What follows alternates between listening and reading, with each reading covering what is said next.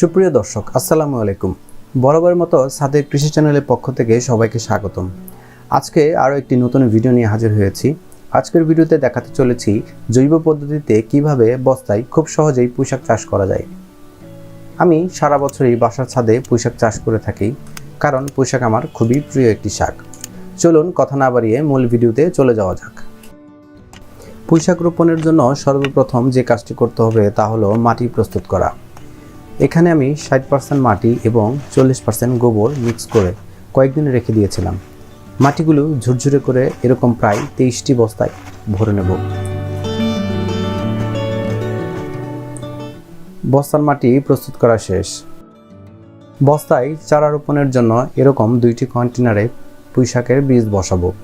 বীজগুলো একদিন পানিতে ভিজিয়ে রাখলে ভালো, তাতে অঙ্কুরোদ্গম তাড়াতাড়ি হবে। তবে না ভেজালেও সমস্যা নেই। 2টি কন্টেনারেই বীজগুলো সমানভাবে মাটির নিচে পুঁতে দেব।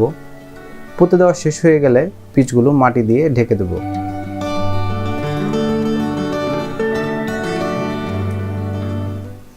7 দিন পর দেখুন চারাগুলো কত সুন্দরভাবে বেড়ে উঠেছে।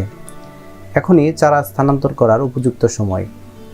চারাগুলো স্থানান্তর করার জন্য এইভাবে মাটি সহ উঠিয়ে নিতে হবে, যাতে শিকড় না ছিঁড়ে যায়। শিকড় ছিঁড়ে গেলে চারার বৃদ্ধি কম হবে। এখানে বস্তায় রোপণের জন্য সবগুলো চারা উঠিয়ে নিয়েছি। এখন চারা রোপণের পালা। প্রস্তুতকৃত বস্তার মাটিতে চারাগুলো রোপণ করব।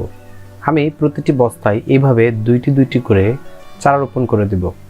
এখানে আমি 23টি বস্তাতে 46টি পুঁইশাকের চারা রোপণ করব। চারা রোপণের সময় অবশ্যই মাঝে 4 আঙ্গুল ফাঁকা রাখতে হবে। চারা রোপণ শেষে প্রতিটি বস্তায় এইভাবে পানি দিয়ে দিব, যাতে মাটিতে শিকড় তাড়াতাড়ি পৌঁছায়।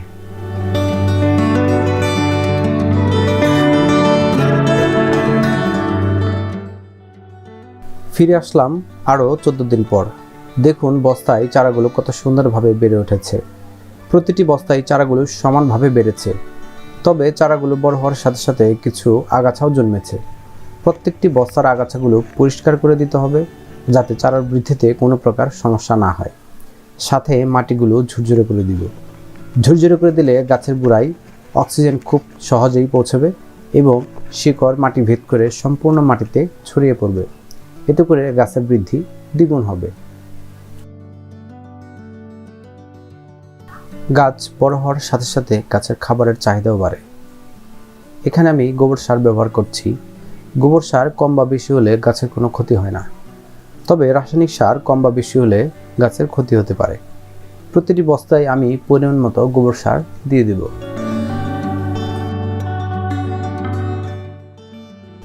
বিশ দিন পর চারাগুলো অনেকটাই বেড়ে উঠেছে। দেখতেও বেশ সুন্দর লাগছে। গাছের বৃদ্ধি অব্যাহত রাখতে নিয়মিত দিনে 2 বার পানি দিতে হবে। গাছের কিছু সমস্যা দেখা দিয়েছে।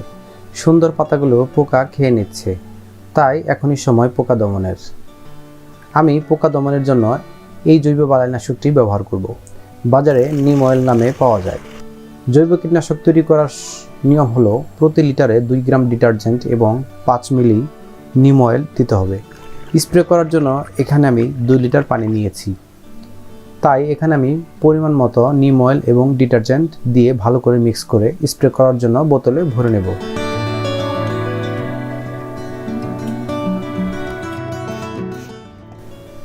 প্রস্তুতকৃত জৈব বালাইনাশকটি প্রতিটি গাছে এইভাবে স্প্রে করে দেব।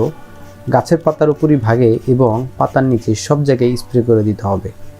এইভাবে প্রথম সপ্তাহে 2 বার এবং দ্বিতীয় সপ্তাহে 1 বার করে স্প্রে করে দিতে হবে, যতক্ষণ না পর্যন্ত ভালো হয়। গেল কয়েকদিনে 2 বার জৈব কীটনাশক স্প্রে করার পর নতুন করে আর কোনো পোকার আক্রমণ নাই। দেখতে পাচ্ছেন পুঁইশাকগুলো অনেক বড় ও পরিপুষ্ট হয়েছে। পাতাগুলো যথেষ্ট বড় হয়েছে।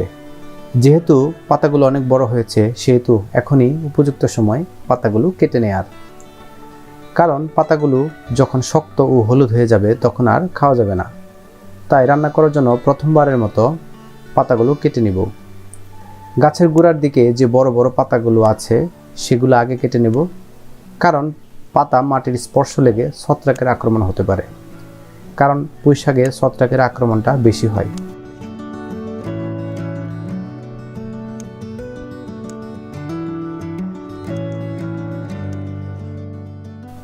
দেখতে পাচ্ছেন দর্শক, পুঁইশাকের পাতায় আমার ঝুড়িটা ভরে গিয়েছে।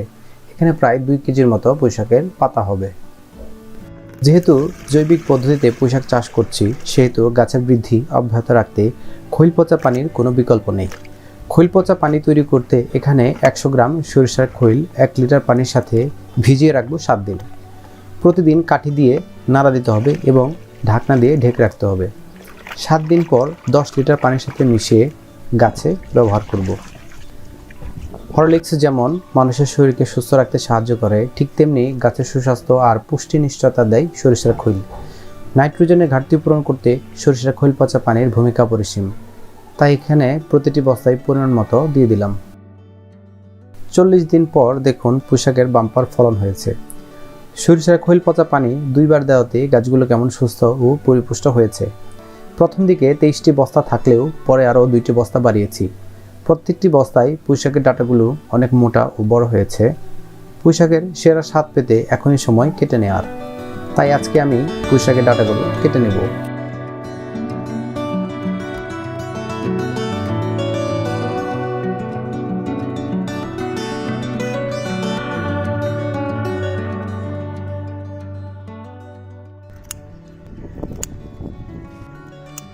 প্রতিটি বস্তা থেকে যেই ডাঁটাগুলো বড় হয়েছে সেগুলো আগে কেটে নেব।